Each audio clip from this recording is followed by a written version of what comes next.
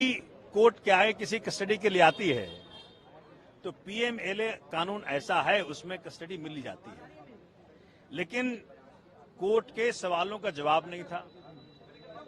दिनेश अरोड़ा और अमित अरोड़ा के स्टेटमेंट्स को जिन्होंने आधार बनाया, ये दिनेश अरोड़ा, जो हमारे संजय सिंह जी ने भी कहा कोर्ट के अंदर, यही दिनेश अरोड़ा और यही अमित अरोड़ा ने कई बार स्टेटमेंट्स दिए हैं।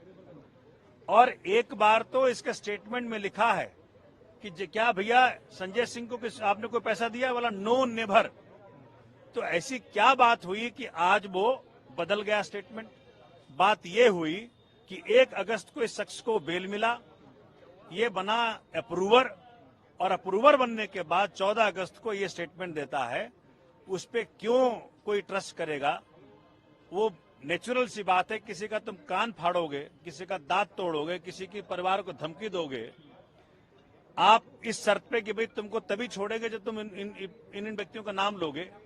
तो संजय सिंह का छोड़ो, वो तो मोदी का नाम ले ले। सर, ईडी ने कुल कितने करोड़ रुपए लेन देन का आरोप लगाया है? कहा है कि 2 बार में 1-1 करोड़ रुपए हुए, फिर 1 करोड़ रुपए बाद में किसी के। ये तो ईडी से पूछो भैया जी। ये तो जीरो, मेरे हिसाब से ये सब हवा हवाई है। माननीय उच्चतम न्यायालय भी देख रहा है इसको, माननीय न्यायालय भी देख रहे हैं इसको। हवा हवाई है। एक नए धेले की रिकवरी नहीं, एक नए धेले का ट्रेस नहीं, एक नए धेले का एविडेंस नहीं। तो कौन किसकी पैसा? ठीक है सर, जो बयान जो 27 मार्च को हो चुके थे, मार्च में हो गए थे कई लोगों के, उसके आधार पर कोई कार्रवाई नहीं की गई, रखा रहा। अब आकर कार्रवाई की गई।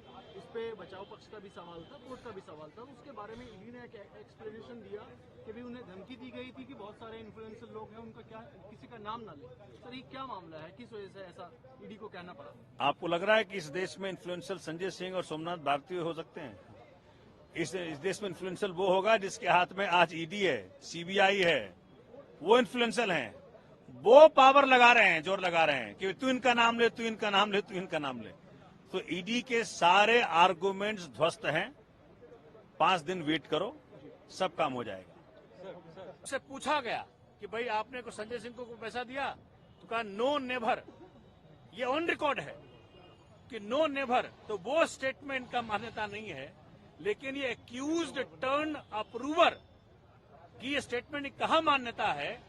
ये माननीय उच्चतम न्यायालय फैसला करेगा और माननीय न्यायालय फैसला करेगा। सर, 2 ट्रांजेक्शन की बात की गई, 1 करोड़ और 2 करोड़, टोटल 3 करोड़ की बात की गई।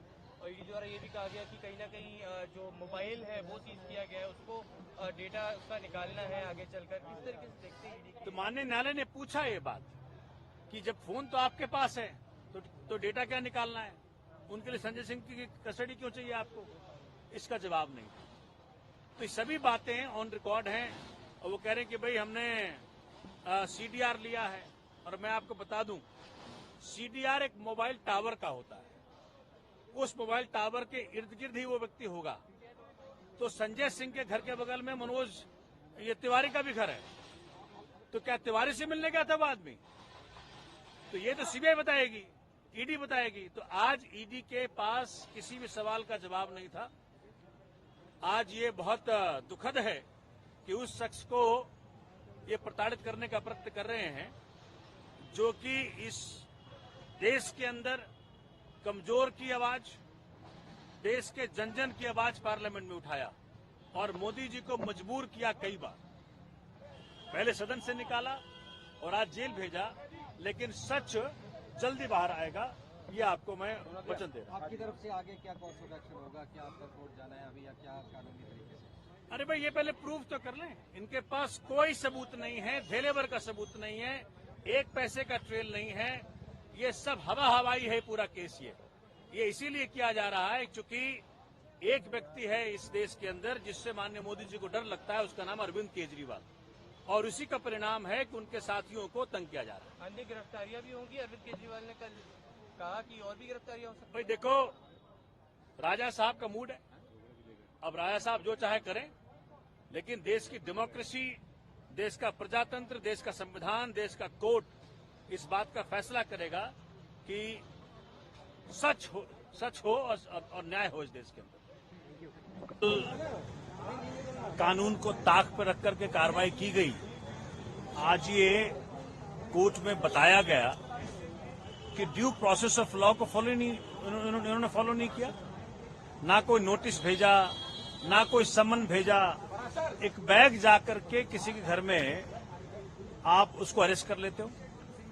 इस बात को आज कोर्ट में रखा गया और कोर्ट ने इसका संज्ञान भी लिया। बहुत दुर्भाग्य है कि इस प्रकार की हरकतें मोदी सरकार अपने राजनीतिक प्रतिद्वंदियों के खिलाफ ले रही है। हताशा की स्थिति है, निराशा की स्थिति है। ये दिनेश अरोड़ा का स्टेटमेंट कई बार हो चुका, एक भी बार, इनफैक्ट ये ऑन रिकॉर्ड है। आज संजय जी ने कोर्ट के अंदर भी ये बात कही कि कभी भी उनका नाम नहीं आया, और 1 अगस्त को जब उसको बेल मिल जाता है तो 14 अगस्त को वो नाम लेता है। जब वो अप्रूवर बन जाता है तो नाम लेता है। तो पहला जो को एक्यूज्ड है आपका, उसके स्टेटमेंट की कितनी महत्ता है ये माननीय उच्चतम न्यायालय भी देख रहा है और माननीय न्यायालय ने भी आज देखा। ये वो शख्स है संजय सिंह जिसने की आंख में आंख डाल करके मोदी जी के बात की।